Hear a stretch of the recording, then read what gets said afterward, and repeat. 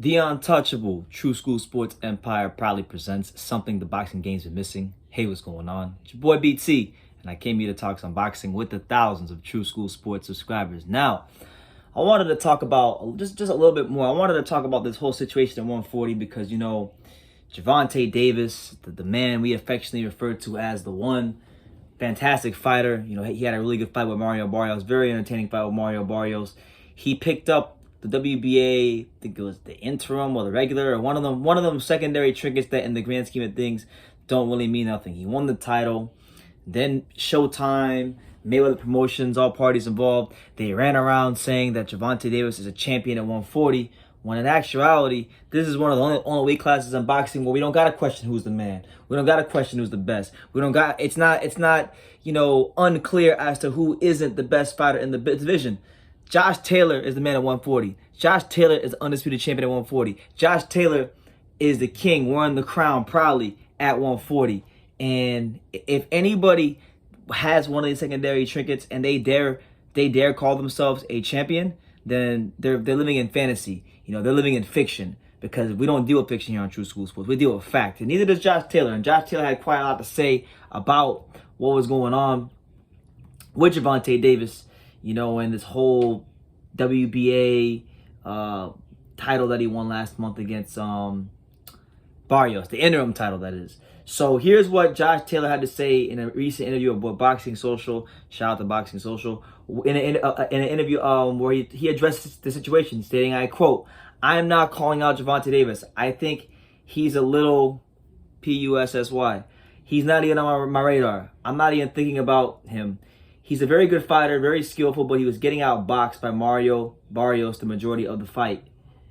He then went on to say and address Leonard Ellaby. Leonard Ellaby breathing up 60% of the Earth's air with them big ass nostrils he got.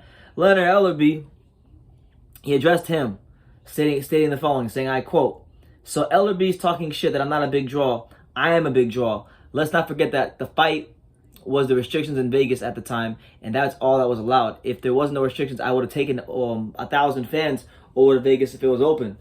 They can call themselves whatever they want, but it's fiction. They're not a champion at 140. There's only one champion at 140, and that's me. That's what I hate about boxing. Too many belts, interim, diamond, and regular and super. It's just too much." So look, man, Gervonta Davis, he's got a lot of options. He might fight Josh Taylor in the future. He might fight Rolly. He might fight Michelle Rivera. He's got a lot of options, and he's selling a lot of tickets. But to go to 140, to con the boxing public, to parade yourself as this champion, when in all actuality, yes, you have a trinket, but you are a make-pretend, you are make-believe, you are a fictitious champion at 140. Doesn't mean you're not a good fighter, doesn't mean you're not quality, doesn't mean that you're not, fun to watch, because I quite like Gervonta Davis, but Gervonta Davis is not a champion at 140, and my thing is this: if they're going to go around claiming to be champions, and they're going to go around claiming to be title holders of some sort at 140, then they should really, like Gervonta Davis, Mayweather Promotions, and all parties involved, they should stop flapping their gums and fight Josh Taylor. But we know that won't happen, because Floyd Mayweather has already said himself that he has Gervonta Davis in a witness protection program.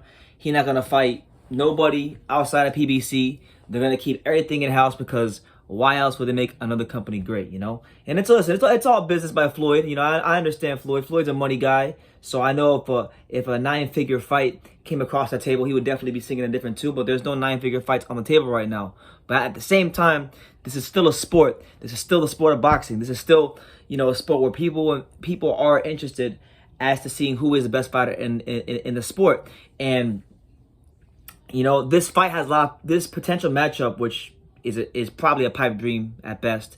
This matchup between Josh Taylor and Gervonta Davis, it's getting a lot of people talking. I'm watching it on social media. I'm seeing how it's got people divided. You got a lot of people in boxing that think that still aren't sold on Josh Taylor for some reason, and they think Gervonta Davis would absolutely punch a hole straight through this man. And you got people like myself and many others who think that Josh Taylor would, as good as Tank is and as explosive as he is, it's a whole different animal he's fighting in Josh Taylor, and he would have to really be on his A++++ game to beat a Josh Taylor.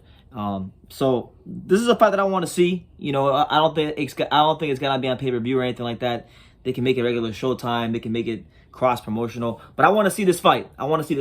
Because I don't think it's very warrior-like. I don't think it's very warrior-like to parade yourselves around as this champion, so to speak, and say, yeah, you know, I'm a 3-division champion. When you haven't beat anybody at 140, you haven't beat the guy who actually has the belt at 140. So yeah, man. Either I think Ellerbe, Floyd, and Tank should fight Josh Taylor, or I think they should shut the hell up about the trinket they won and calling Gervonta a champion, and they should just go back down to 135 and make money and sell tickets and keep the gravy train rolling, because you don't want none of that Josh Taylor smoke. You don't want that smoke. He's different. He's different. He's proven it time and time again against top opposition, against the top fighters that there is to offer out there at 140.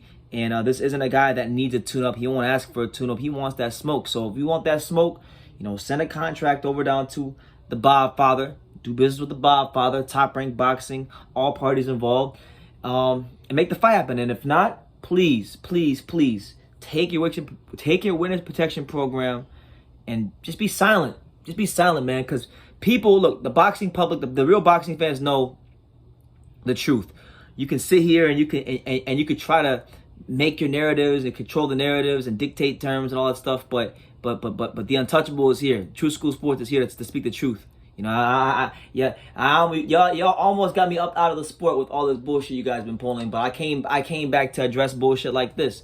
Gervonta Davis is no real champion at 140, and if he wants to be a real champion at 140, you know, fight Josh Taylor or just stay in witness protection and fighting the, you know, guys that can't beat you. You know, straight up. So that's what it is.